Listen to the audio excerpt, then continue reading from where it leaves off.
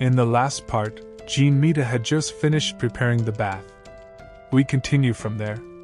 Jin tells her that he'll prep some clothes for Seraphim, but she says he should just call her Sarah. Jin thinks she's strange, but she doesn't seem like a bad person. Sarah starts showering, clueless. Jin thinks about what clothes to give her, since he doesn't have anything for women in his house. If that's the case, his old PE uniform would be the best option. He goes to deliver the clothes. He reaches the bath just as she's stepping out and sees her in her birthday suit. He quickly backs off, shuts the door, and tells her it was an accident, and he wasn't trying to peek. He apologizes, and Sarah understands that he had no ill intentions. He's glad she understood. Sarah tells him to just forget that it happened. Jin says he left the clothes outside. Time passes to after she finished. Sarah apologizes for taking so long, and Jin asks if the clothes fit well. She says they fit perfectly, they're very comfortable, and she thanks him. Jin thinks his old clothes suddenly look fashionable when she wears them. Everything looks good when worn by a beautiful person. He then looks down and realizes she's not wearing a bra underneath. He gets a little nervous. There's nothing he can do, so he just pretends he didn't see. He asks if she wants to eat. She tries to say no, but her stomach growls mid-sentence. She gets embarrassed, and Jin goes to prepare the food. She asks if there's anything she can help with, but Jin says the guests should just wait for the food. While he's cooking, she thinks it smells really good. He finishes preparing the food, and Sarah thinks it looks delicious. She asks if it's really okay for her to join him. Jin says it's not an issue. She looks at the food, and Jin asks if there's anything she doesn't like. She says that's not the problem. She just doesn't know how she should eat the food. He tells her to use chopsticks, but remembers she's a foreigner and fetches a knife and fork. Sarah thanks him.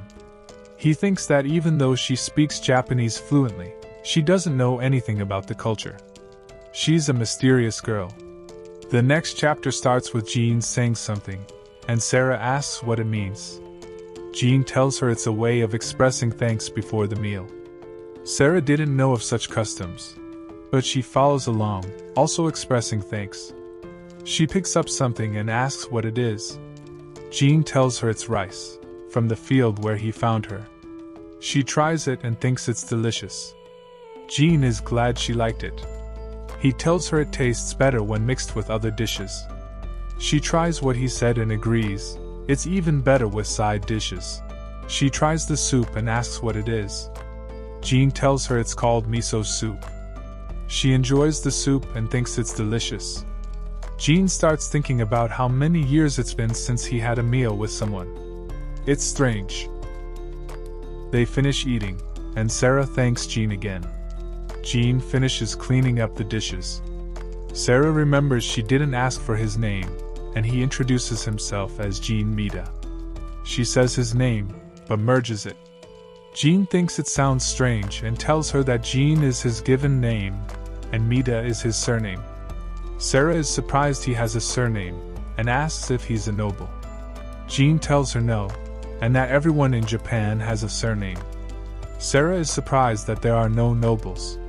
Jin tells her she's taking her pretending very seriously. But how long is she planning to keep it up? She stands and tells him she's not pretending and she's a real knight. Jin tells her she has something on her face. She then sits down. Jin then asks, if she's not pretending, where did she come from?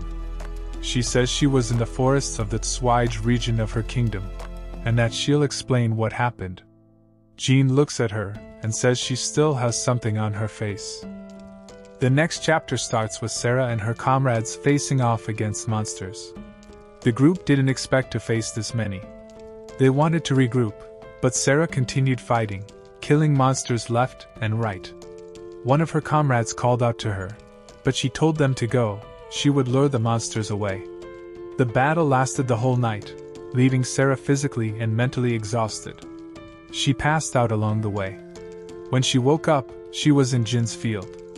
Jin looks at her and says he doesn't understand anything she said.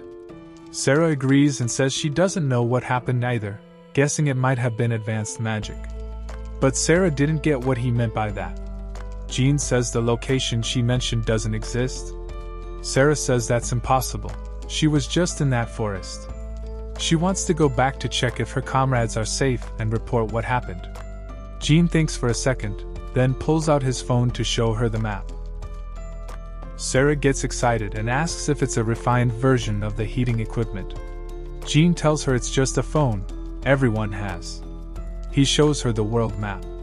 Sarah is shocked that her kingdom isn't on it. She walks toward the door. Jin asks what's wrong. Sarah says she's grateful and will repay him someday. Jin asks where she's going, then Sarah says she's going back to her kingdom. Jin reminds her that it doesn't exist. But she jumps, lands on the ground, then tells Jin they'll meet again. She then starts sprinting. Jin thinks what she did can't be shrugged off. It was beyond what humans could do. He starts thinking about her, then stops, saying it's none of his business now. He looks at the time and remembers he had to deliver produce, and he's out of time.